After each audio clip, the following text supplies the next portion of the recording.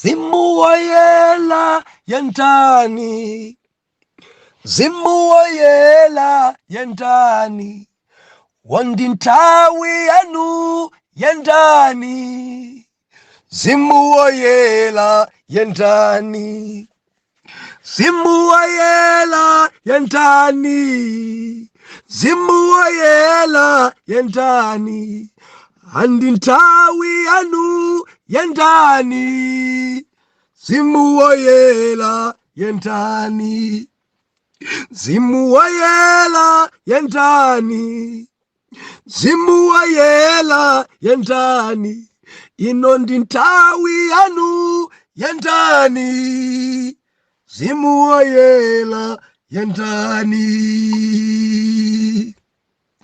Ndikulandireni okondedwa omvera konse kumene muli. Heneleke Tchale mtumiki wanu believer, lero pa 16 May 2023 tupitiliza topic ya dzulo, Mzimu Woyera. Believer, tikamanena za Mzimu Woyera tikunena za Mulungu wachitatu mu utatu wa Mulungu, Mulungu pakati pa ana ake. Believer, Mzimu Woyera ndi umunthu opanda thupi la mnofu. Mzimu Woyera dzulo timapenya nkhani okondedwa omvera kuti ali ndi ntchito. Mzimu Woyera ameneyi amatitsogolera. 1. Mzimu Woyera ameneyi amatiphunzitsa komanso kulalikira. Mzimu Woyera ameneyi amatikumbutsa zinthu zonse zimene ife tayiwala. Mzimu Woyera, believer, ndife tinaona dzulo kuti mzimu ameneyi ali ndi chipatso komanso mphatso idzidzi nzosiyana. Chipatso ndi mphatso zosiyana. Mulungu anena kuti tikangoti tamulandira ife kungokhulupirira kapena kuti kulandira Yesu khala Mbuye ndi Mpulumutsi, tikangolapa kapena kuti kutembenuka mtima, pompo believer, tikangolandira Yesu pompo Mzimu Woyera amalowanso mkati mwathu nkukhala ife ndi chikole onga okwatidwa achizindikiro kuti ndife ana Mulungu. Ndipo timakhala ife okwatidwa endi dziwa ndadzimachita kudziwa kuti madala yawa akwatidwa, amayi yawa akwatidwa. Paja musayiwala kodingi ndi buku la Chivumbulutso, mpingo ndi mkwatidi wa Khristu. Kureku Mzimu Woyerayi ali ngati na mkungwi, Nkhoswe amene akutikonzekeretsa de ya ukwati. Chifukwa believer, tsiku limeneli believer ya ukwati mpamene mpingo udzakwatidwe ndi Khristu mu ulemerero. Believer, tsiku limene ndi tsiku loti njosafunika kuti udzaphonyane nayo. Chifukwa de ya ukwati imeneyi kudzakhala chisangalalo chimene kudziko sichidaonekepo. De ya ukwati imeneyi kudzakhala kudya kumene kudziko kuno simunadye. Mina kuti abusa kunotu kunja tikudya kwambiri panja pamenepo. Mulungu akunena kuti zimene Khristu akonzera mkwatidi wake diso silidaone, khutu silidamve, mutu sizidalowe kale kulingalira.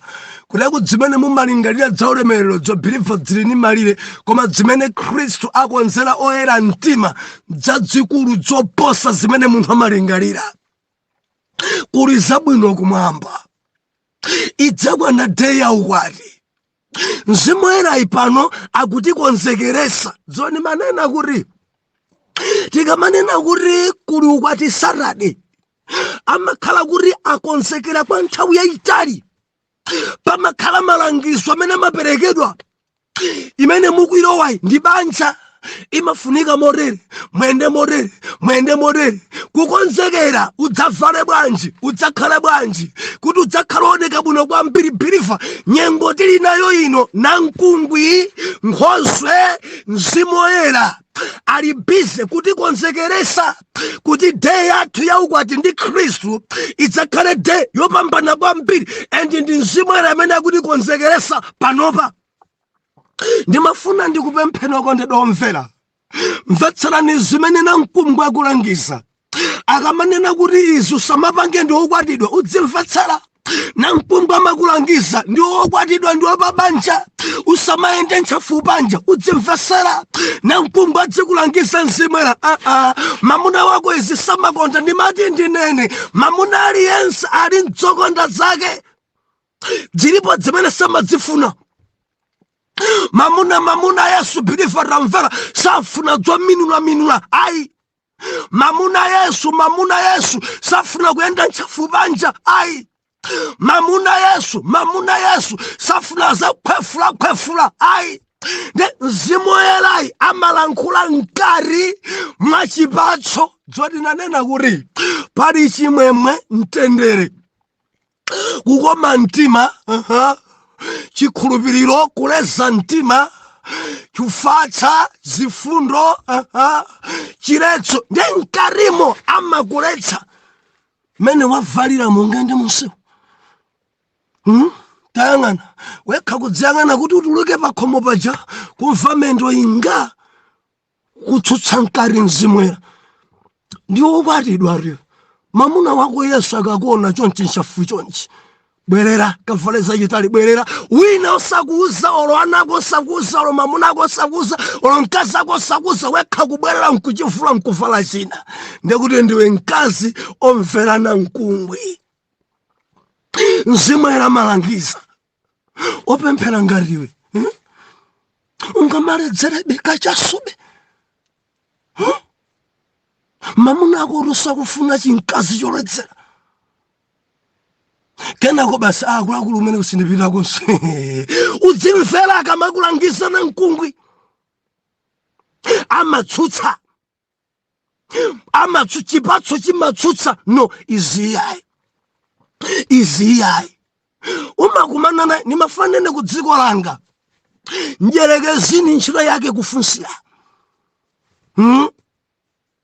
Azimayi nimafuna mundimvetsere, kufunsira ndi ntchito ya diabu. Kuledza dzibambo dzina sidzimasamala kuti muli pabanja kale, amafunsirabe zibwenzi kuti agonane nanu. Ndiye mkati mwanu mwa chipatso cha Mzimu Woyera muli pisi ya chiletso.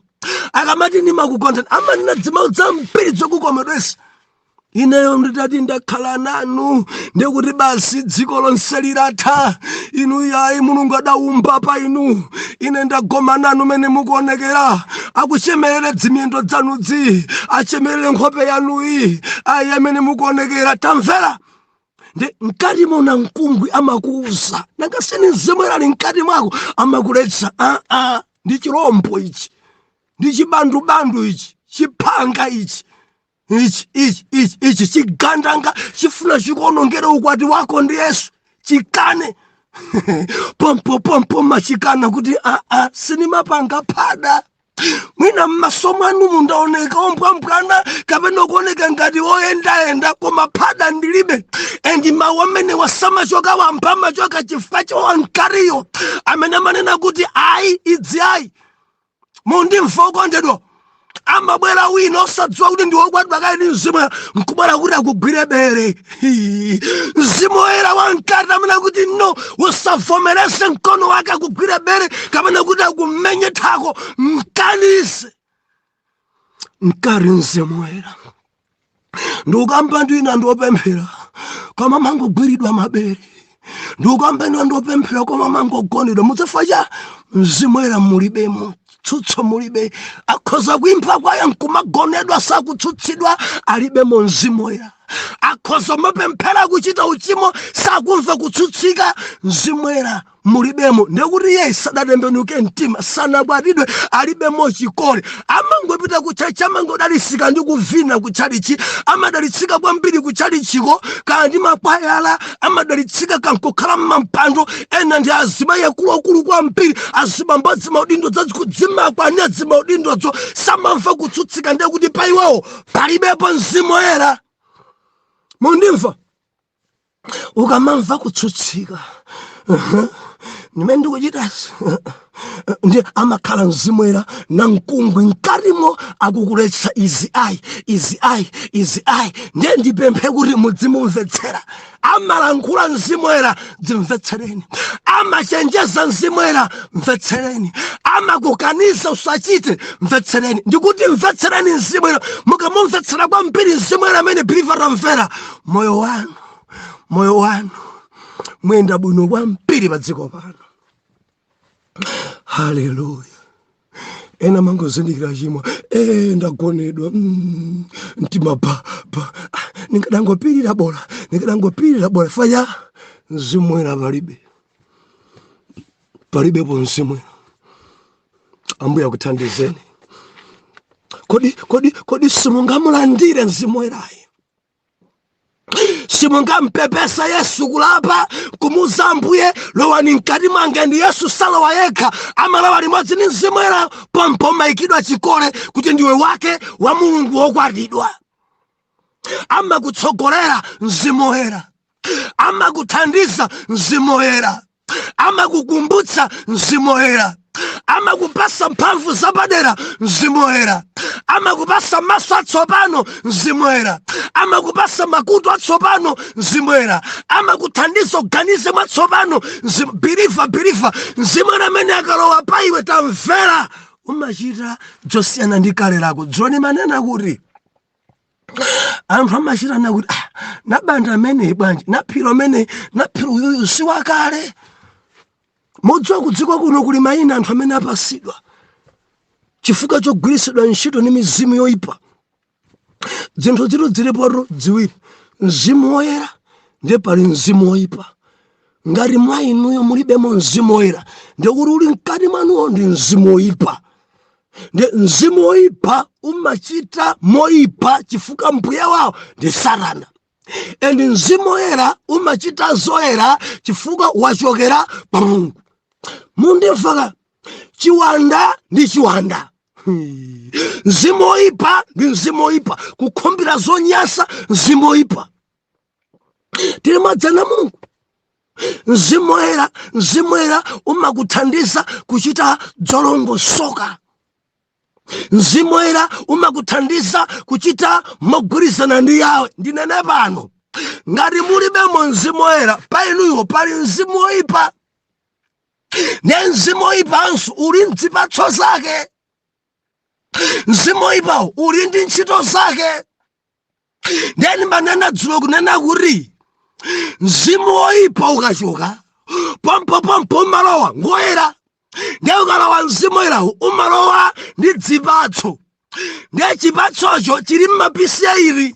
Timakamba chakuleza mtima kale na bandayi, kale agamawa, kale aphiriwa, kale amwalewa, kale tukamba dzakale.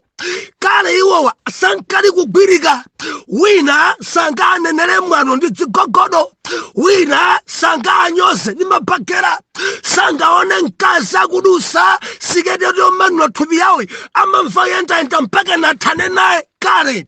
Koma atalandira Yesu mwa Mzimu Woyera mkati mwawo adasintha. Anthu amanena kuti akadakhala kale nabandayi mpaka napano nkumaleza mtima ameneyo ndiye kuti ndi Mzimu Woyera. Tikuyendera limodzi ana Mulungu. Mzimu Woyera amatisintha muchakale chathu nkukhala muchatsopano. Ndikukamba ndi wina mukundivomereza busa nzonadi, mukulingaliranso wina nachere kale nachere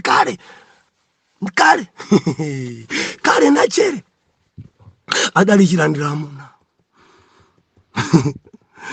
analisakana aliyense bwerani chilandira alendo kale na jere koma lero ochita kanamuna koma ndiye mulungu alemekezeke ndiye mzimu woyerayo.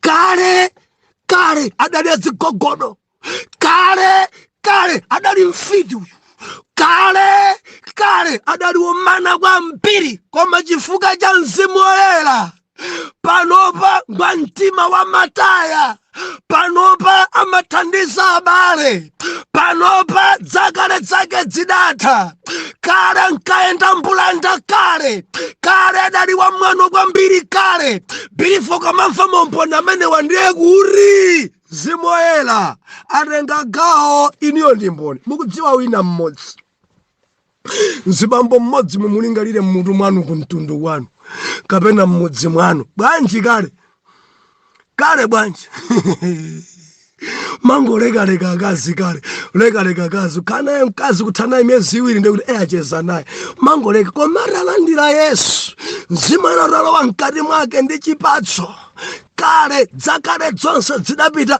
pano akuyenda muchatsopano. Ameneyo ndiye mzimu woyerayo.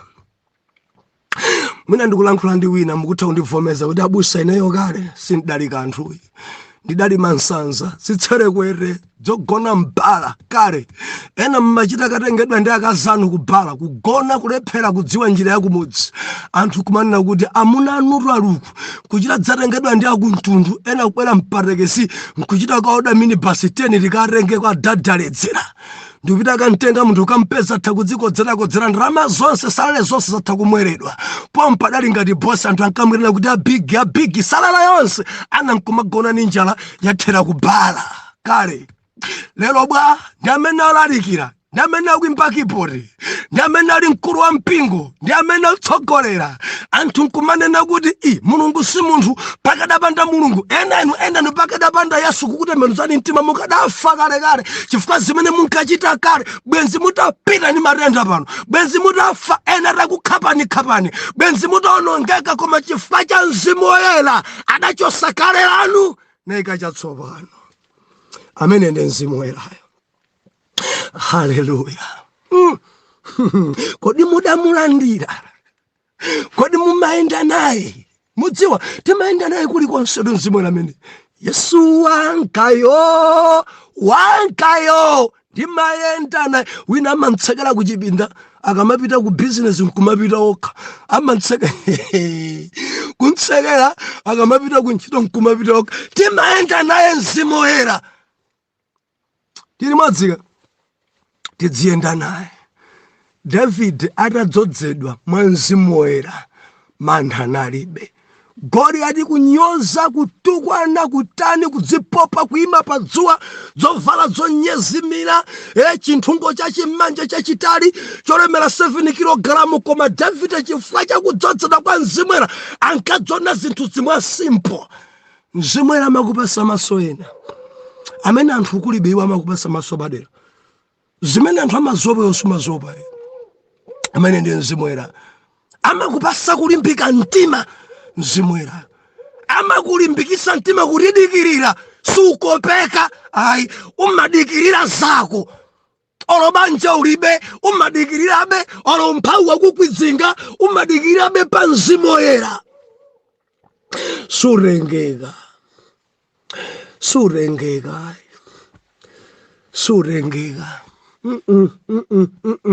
surengeka. Ayi amakuti dikirira wakwa kubwera dikirira, ndikamba ndi ambiri sakugwedezeka. Haleluya. Chabwino mzimu woyera amene biliva izi ndi zipatso. Chipatso eti tikukamba za mphatso tsopano. Ali ndi mphatso. Buku la 1 Korinto chapter number 12 kuyambira verse number 8. Mzimu woyera amene ali ndi mphatso zilipo 9 zosiyana. Mphatso 9 za mzimu woyera. Endi mphatso zimenezi ndi zida muvumiki. Amapereka mphatsozo ni mzimu woyerayo kwa anthu ake. Mzimu woyera amatidziwa bwino kwambiri. tikhoza kuchechi kuoneka hole kuoneka ngati wodzodza kuoneka ngati wodziwa zinthu mzimu amaita zoti pusisa nzako mwa iweyo siunadzadzidwe ukali kutali kwa mpiri mphatso mzimu amaita kupereka yekha. Kodi mtumiki uyu nimpase mphatso yanji? Mayi awa ndapase mphatso yanji? Amapereka yekha. Biliva likwenda limodzi ka kureku zinazi simphatso. Koma magodzi yatsitsa mzimu kuzipasa moro mzimu kudziyatsa moro mzimu tiri modzi ka excuse me. Biliva zinazi mamphatso naye mulibemu. Ena unataka ineyo mphatso yanga imena ni mphatso mamphatso naye ni tamverani zinazo zimango yatsidwa moro kungotenthesedwa chifukwa chakuti according ni mphatso imene munthu ali nayoyo dzina zimakhala dzonjezera zimenezo. Ati mphatso yange nenjovina idalembedwako kwa Korinto mphatso vina idalembedwa ayi yoimba ibwa sidalembedwe koma chifukwa cha mphatso ina naye imathandizira kuti maimbidwe fa kuimba tunkulalikiraso tili modzi pamakhala message ndi mphatso naye ni za mzimu. Number 1 tini mphatso ija ya liwu la nzeru ndi pali liwu la chidziwiso kuzindikira mizimu uneneri kulankhula malilime kumasula malilime chikhulupiriro zozizwa machiriso. Amen. 9 yanu ija ilipo pamenepo. Ati mphatso yanga ine njovala bwino. Ukuvala bwino ni mphatso. Ine ndini mphatso lawira kuchalichi anthu amango namisana. Ine ndini mphatso ndithu yoimba ngoma. Ndini mphatso ine yomenya belo mphatso yosesa. Inu kusesaso ni mphatso. Oh hallelujah mphatso za mzimu woyera tili modzika zimene mzimu woyerayo amapereka. Nekuli magawo asanu atumiki amene Yesu amapereka. Efeso chapter number 4 verse number 11 ndipo iye adapasa ena khale atumwi ena khale alaliki ena khale abusa ena khale aphunzitsi mukayang'anapo 5 atumwi aneneri alaliki abusa ndi aphunzitsi. Adapereka mphatso imene kumpingo ndi Yesu. Dzofuna masiyanitsa iyi ndi mphatso ya utumiki. Opereka ndi Yesu magawo asanu autumiki ndiye pali mphatso za mzimu woyera. De wina kamaima nkupanda kuti ndine mlaliki ndine mbusa apereka utumikiwo ndi Yesu. Ndiye mzimu woyera amapereka kwa mtumikiyo zida zoyenera kugwirisira ntchito pa utumiki wa mlalikiyo pa utumiki wa ubusawo pa utumiki wa uposto. Amapereka mphatso mzimu woyera kuti uposto umene Yesu adapereka ukhale uposto wa zizindikiro uyuyu akugwirisira ntchito ndi mzimu woyera.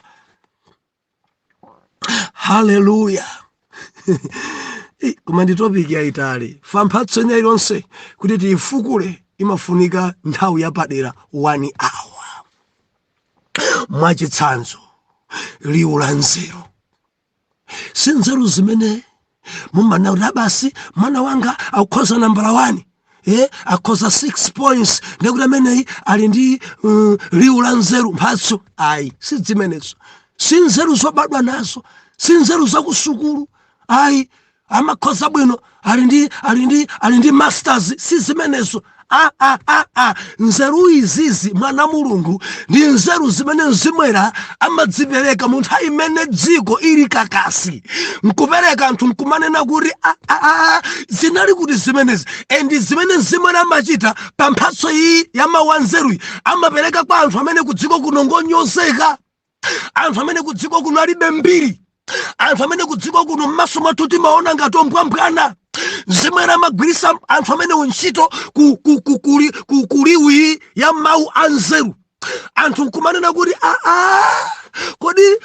kodi vumbuluso imene yachokera mwa iwowa pampo anthu amazana amene ndiye mulunguyo. Endi mulungu amachita choncho, amapereka mphatso la liwu la nzeru kwa anthu onyozeka kuti mulunguyo alemekezedwe. Mundimva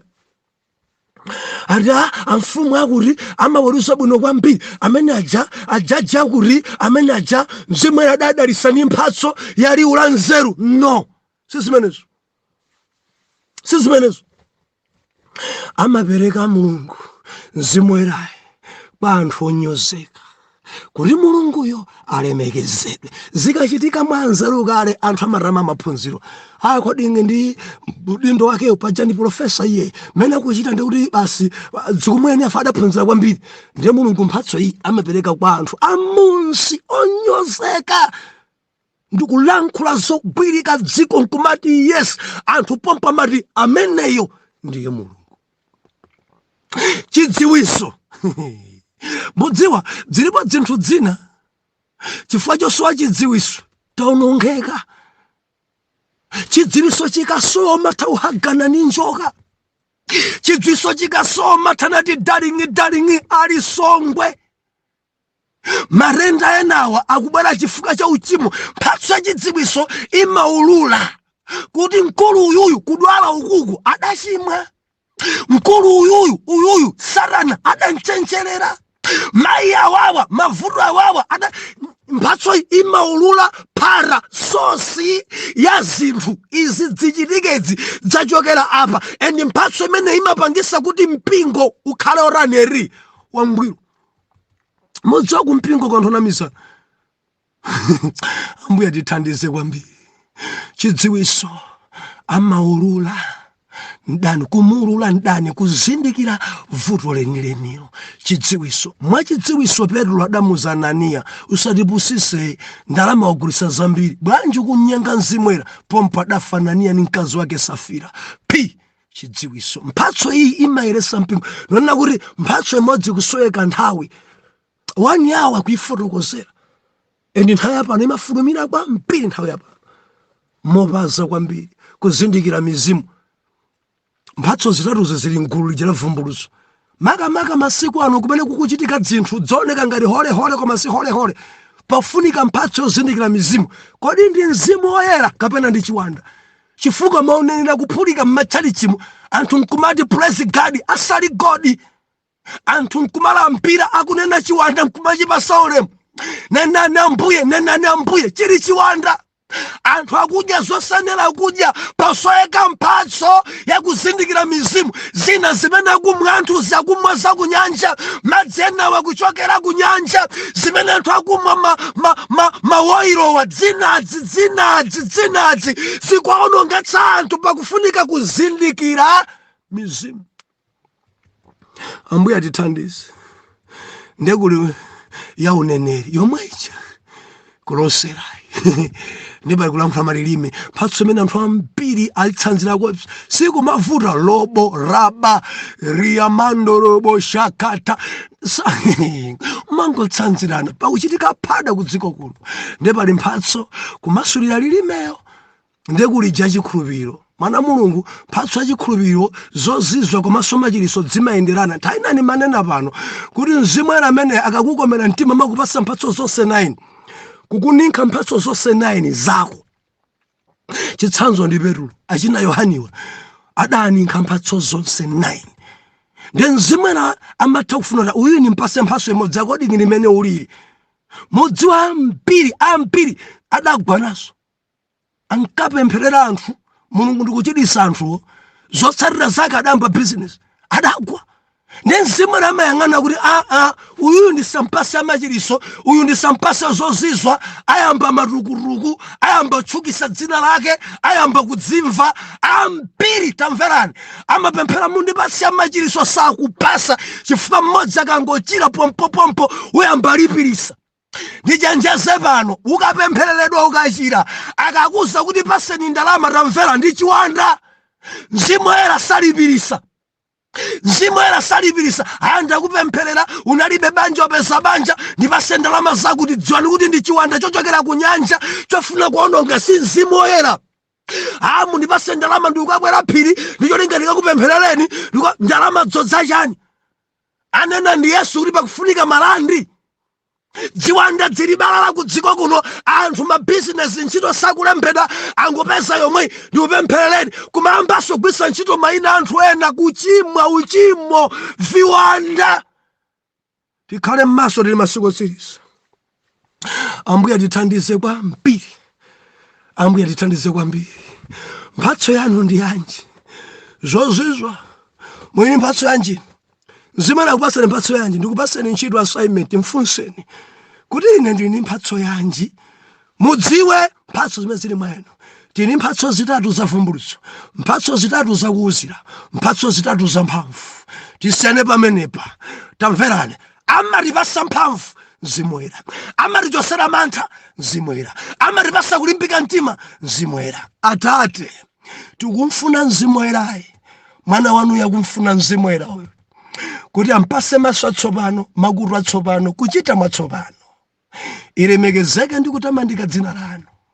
Mphatso zikufunika, mwana wanu idzufunika, ndi amikambo ya mayimba amavina kwambiri, koma ninkheniso ni mphatso ya Mzimu Woyera. Mpatseni chidziwiso, mpatseni mwana wanu chimene akupempha pamaso pano. Inu Mzimu Woyera mukudziwa kuti mukampasa mphatso simuononga, mpaseni. Nthawi zina timatha kulirira mphatso zikuluzikulu kwambiri zimene zilipo izili pa moyo yathu. Inu mukudziwa kuti ndife ana, timatha kupempha chinthu chimene chili moto, kulirira lezala. Endi Mzimu Woyera mumatipasa choyadira kwambiri kuti chisationonge. Ulemerero ku dzina lanu. Khala nafe nitsogolereni mwa Yesu Khristu mfumu yathu. Oyera mtima tiyankhe kuti amen and amen.